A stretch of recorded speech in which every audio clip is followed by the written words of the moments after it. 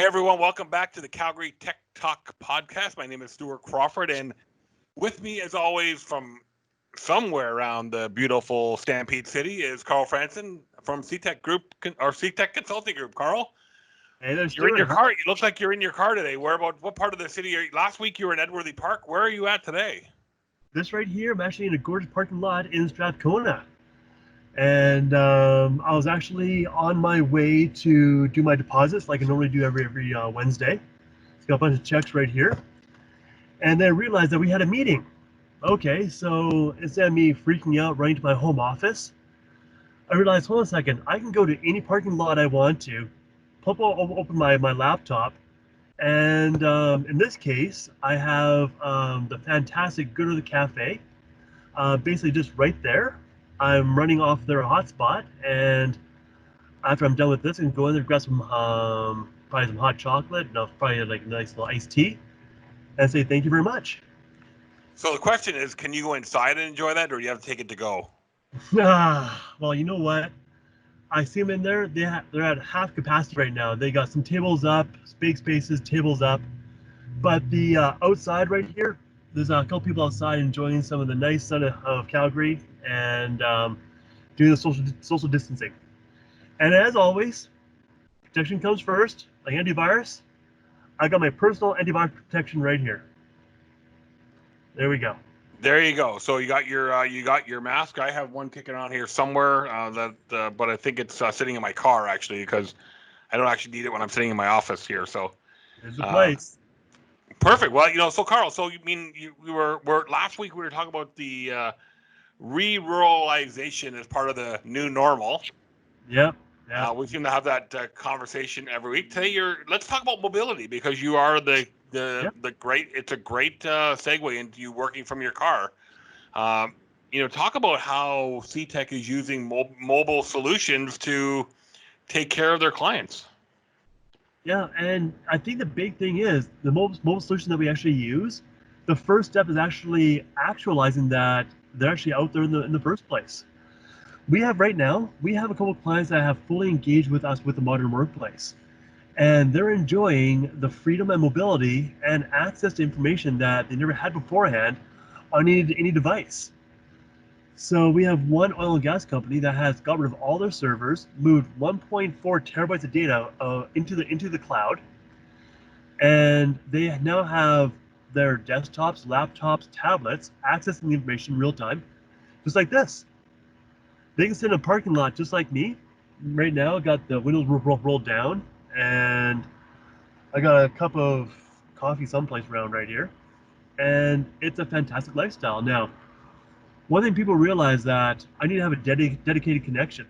What if I don't have the internet anymore? Doesn't matter.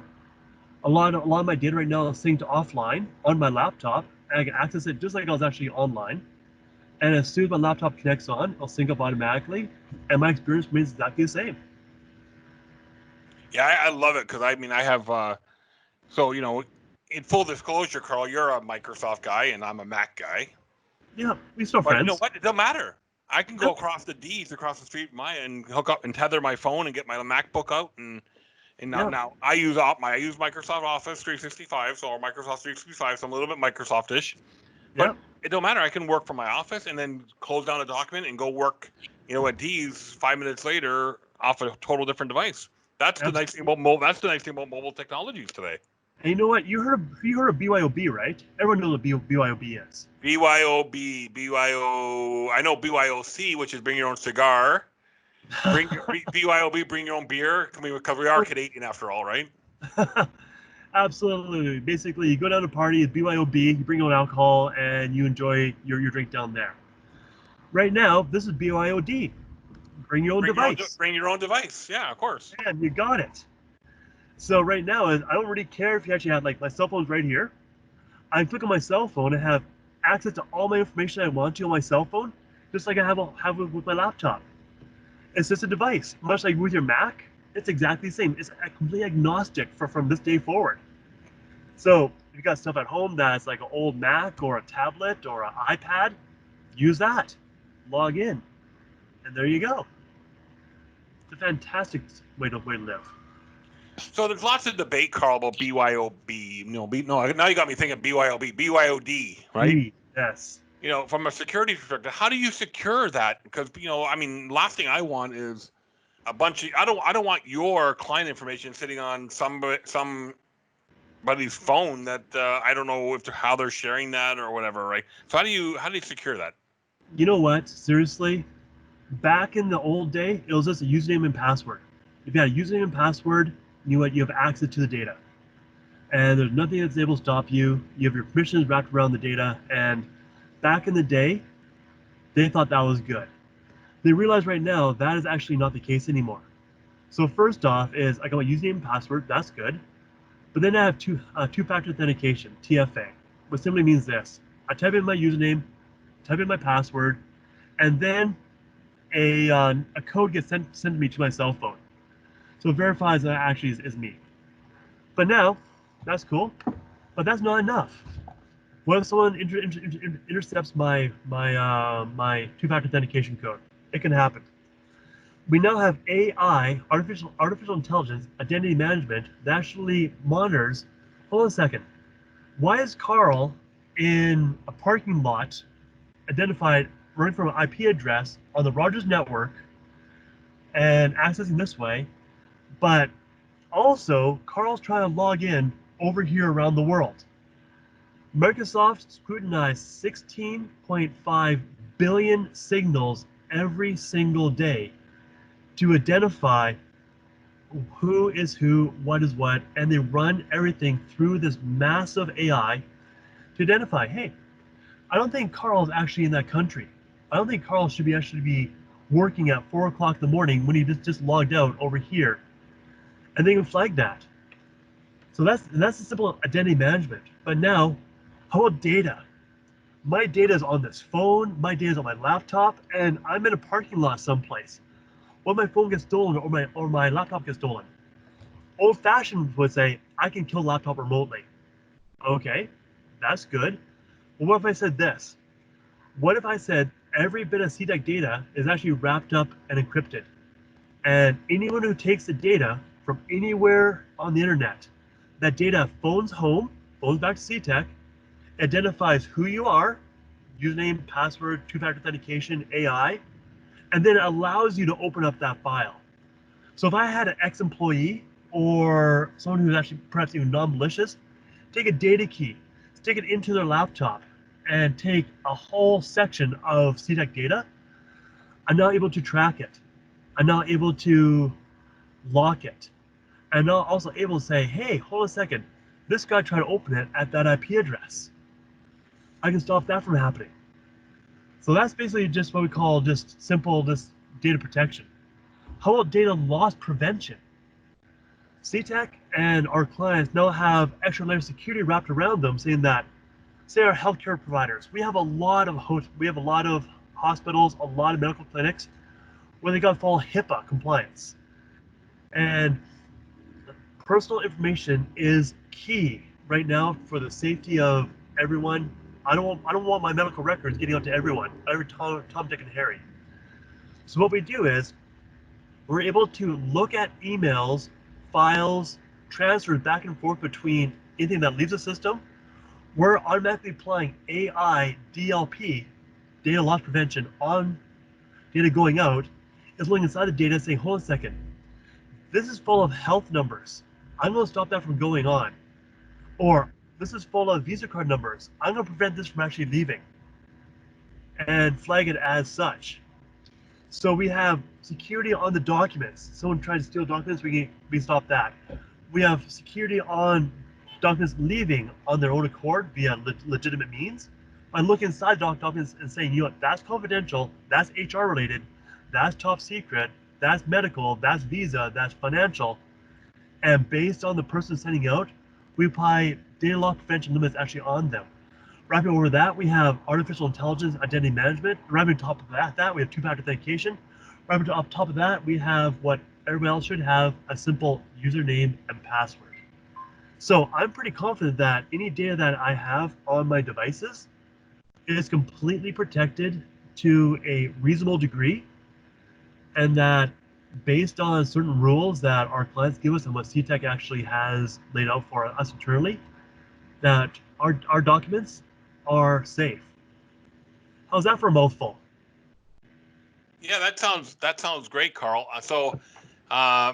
Lots of stuff going on. And again, a lot of people are concerned about security. But let me ask you this question. So I'm a geologist at an oil and gas company. Yep. Does this still apply to me? Absolutely. Every single role in a corporation, all this is role based. A geologist, a receptionist, a CEO, we basically assign roles to everyone. And the CEO is allowed to see those documents. And CEO is allowed to send out, say, a couple credit cards at a time. Whilst a geologist is not allowed to send out a mass bunch of credit cards out outside via the internet. So we can basically apply levels of security on, or let's say labels onto a variety of thousands, tens of thousands of documents across the entire organization. And depending who you are, it allows you to do different things with it. In fact, we have a system that says, hey, allow this to override. I want to send out 10 Visa card numbers to my best friend Stuart Crawford right here because it's part of his job. I said override, and basically it flags in the system. Carl Fransen has overridden this one policy. He's allowed to override this one. Here's what he sent out. It went to this person, and it gets tracked, and it gets flagged. So we can apply this to every single level of the organization because it takes one person, the receptionist, to accidentally email out an entire directory of confidential information by accident. We want to prevent that from happening. So yeah, it is a beautiful thing. So, Carl, you and I have talked about this for several weeks now, about the future, about just technology in general, the modern workplace for the new normal. Oh, the buzzwords are galore in there, absolutely. All, cloud computing and the modern workplace are part of the new normal. And COVID, post COVID, it's these these challenging times that we live in. All the buzzwords, right? Yeah. Reality, life is going to get back to normal eventually. Yeah. Pre-COVID, we're going to get back to that somehow. Spanish flu in 1918, people went through 2 years of crap, right? Yeah. They got back to normal. The 1920s were the 1920s, of course, and we went to concerts again. We went to hockey games, everything, life went back to normal. But really, office work-wise, with all this mobile technologies, and you and I were reflecting numerous times on if this whole COVID crisis happened 10 years ago, you and I would be kind of stuck. We wouldn't have, all the work that we have today. But going forward with all the bandwidth and mobility solutions out there, was COVID just kind of the accelerator for pushing people to really adopting these mobile technologies? Stuart, it truly was. It truly, truly was. This technology was out here, like CTech embarked on this route around 3 to 4 years ago. We identified that this new technology was here. And IT firms, our competitors, even the IT departments weren't jumping onto it because they are run by the old guard. And this old guard likes what they like, they know what they know, and they invested millions, thousands, tens of thousands, millions of dollars into their infrastructure. And going to someplace new is scary. And they don't want to be the first one to do it. They want to be tested out first off. They don't want to apply this, they don't want to apply that. But they spent 20 years of their life getting good at the old. And now that the bar has been set, that what do you know right now doesn't apply to today. Your skill sets of building NASs, WANs, and stuff like that is, yeah, it's still out there, but it's not as needed anymore because it's already built for us by push of a button on Azure or AWS or Google, whatever they have. So with COVID coming out right now, dude, seriously, it forced the hand of IT departments and our competing IT firms to come up to our level and say, hold on a second, this is a thing now. And if I actually want to keep my clients, I got to figure out ways of actually making them work remotely. And a lot of them with the cheesy routes. Hi, I'll give you TeamViewer. Hi, I'll give you PC Anywhere. Or a piece of joke software like that so you can access your desktops remotely. And because that's what they're comfortable with. The other IT firms like mine said, you know what, I'm gonna do a little big toe in the big pond of modern workplace, and I'll do a quick migration for you. Move your data up to the cloud. Only takes me a day or two, and I'll configure all your desktops, and look how good it is right now. You now have collaboration and communication. You now have all these things you never had before. And you don't have to pay for servers anymore.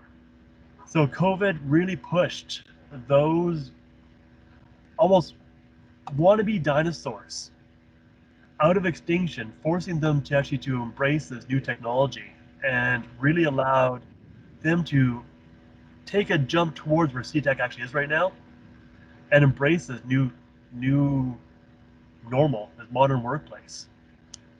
And they're forced to. So yeah, COVID unfortunately is a terrible, terrible disease. Well, terrible pandemic. It's created endless suffering economically, family-wise. The dead are in the millions right now.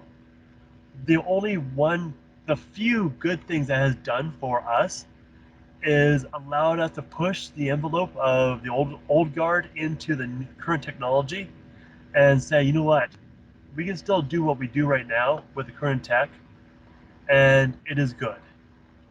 And hopefully one day they may catch up to us and fully embrace it and make life better for everyone actually out there. So Awesome. no COVID. Awesome. So Carl, you mean you're working in your car? I mean, one of the things about working in your car, and I see all the windows going back up and down here, keep the airflow going. Keep the Yeah. airflow going. Do people look at you funny? Actually, yeah. I had a guy over there. He was on his phone. It was like, dude, you're taking a call on your laptop here? It's like, yeah. How's it going, bro?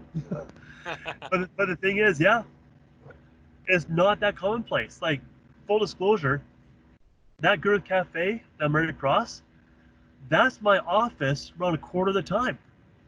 I would go there. I'll talk to the front desk staff. They're fantastic. I'll sit down with a good earth hot chocolate in the wintertime or an iced tea in the summertime, and I'll buy the Mediterranean Tuscan sandwich. Absolutely delicious. Plugging Good Cafe all the way. They're one of our clients. They're a fantastic. They were my client back in the day too. Wow, man.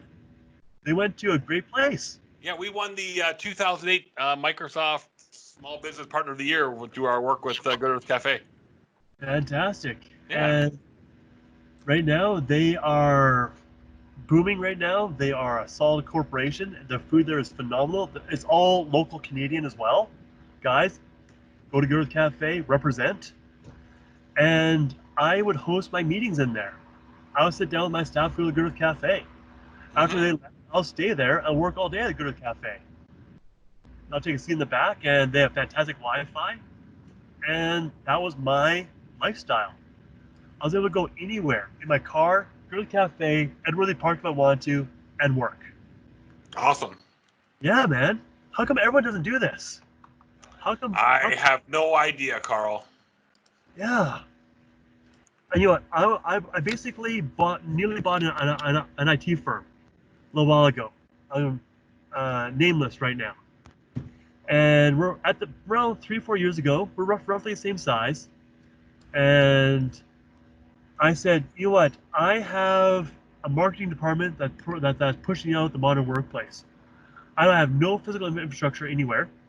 I'm completely cloud-based, and my profits are basically 10 times yours. He's same size, same amount of revenue, but he said, Carl, I want to retire. I'm going to have all my employees come here. We sell Exchange servers, and we sell RDP. And I'm doing a $100,000 Exchange installation for this client that's been my client for 10 years. I only have 10 clients, and honestly, he treated them so well. His service was top notch to them. But the thing is, he couldn't get any new clients because he was competing against people like myself. Mm-hmm. Told to him, Mr. CEO, owner of an old-fashioned IT company, who's competing against CTech. If I competed against your client right now, I'd walk in there, do the same job for maybe $2,000-$3,000, and I'll put them on a subscription for Office 365 for $5 per user. And that one sale right there would save the client probably around $70,000 to $80,000 over the course of the life of that exchange server with the current technology. Yep. Obviously, that deal fell through, and we kind of went our ways. And I did run into him once before, actually, in an Ingram Micro small business club meeting. They rented the Radisson or the Marriott, I believe, at the hotel at the airport, at the Calgary Airport Hotel, Calgary Airport. And they had me as a guest speaker on. And I was in front of 40 of my peers, and I was a little bit cocky. And I said this, and then they're promoting the cloud, Office 365, Google. And they had this lady come up, and we had everything rehearsed. Carl, I'm going to ask you this question, you're going to say this. You're going to answer this question, you say that. So they call me, I'm in front of 40 of my peers, my competitors, and I had my drink in my hand. I took a big drink. I looked at all of them and saying, if you don't go to the cloud, I'm going to take your clients. And dude, it was dead silence. To my competitors, everyone in Calgary, I did such a ballsy move, saying, I'm going to take your clients if you don't adopt this new technology. And then I proceeded to elaborate how I was going to take their clients. Yeah. And you're selling servers? Okay, I'll sell Azure. You're going to sell Exchange Server? I'm going to sell Office 365. You're going to sell file sharing? I'm going to sell collaboration. You're going to sell password security? I'm going to sell AI security. You're going to sell like a Jive, like a phone system headset? I'm going to sell a soft phone for a tenth of what you guys pay for it. And afterwards, Greg, my good friend Greg Oprashenko, I can never say his last name. What's his last name? Greg Ornabachenko. Ornabachenko. Fantastic individual. This comes up to me, grins, shakes my hand. He said, what would he say? This one word, like confrontational. Like, yeah, it was. Good. It wasn't really confrontational, but it was like that. And he just had a big smile on his face. He knew he couldn't promote what I said because it was so like in your face. But me being a client of Ingram Micro and an advocate for the businesses out there, saying they deserve better. They don't deserve the technology you give to them. They deserve the current technology that's going to basically make them more efficient, more competitive.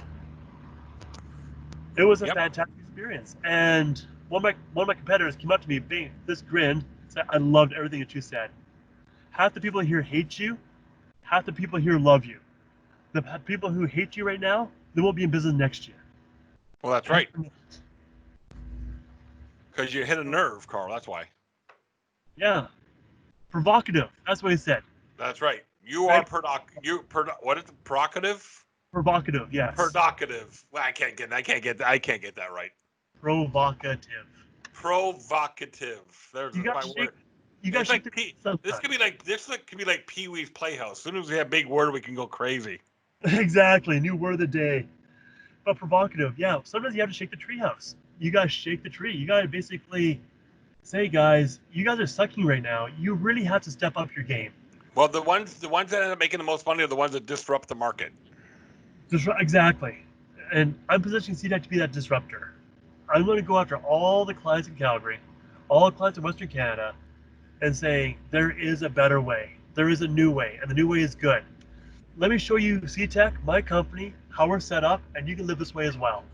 And we'll have a meeting in my car or in a park or in a cafe someplace. I'll show them how I can run my company with Power BI dashboards and collaboration and communication. And show them this right here is what you should be doing every single day of your life. There's no excuse not to. And with that, Carl, ctechgroup.ca is the website to go and book your car meeting, park meeting, cafe meeting with Carl Fransen. Exactly. And if someone's actually here with me, I'll turn my car, turn on the AC, and cool down this freaking hot vehicle. There's some guy with a big truck. There's some Bass Pro Shops on the back. Well, that's Calgary for you, isn't it? Like pickup truck galore there. It seems to be Old Norm, absolutely. Good, he's gone right now. My two sons just bought pickup trucks. Oh, they're not in downtown Calgary, are they? No, one lives in Airdrie, the other one's down in Cardston. So There you go. I guess the Cardston one has an excuse. There you go. That's Yeah. fair. That's fair. All right, Carl. So ctechgroup.ca, check it out. Thanks, Carl. Again, another great episode of the Calgary Tech Talk podcast, coming live from Carl's car in beautiful Strathcona, Calgary, Alberta, Canada, world, universe. Carl, thanks again, my friend. Have a great week, and we'll catch up with you next week.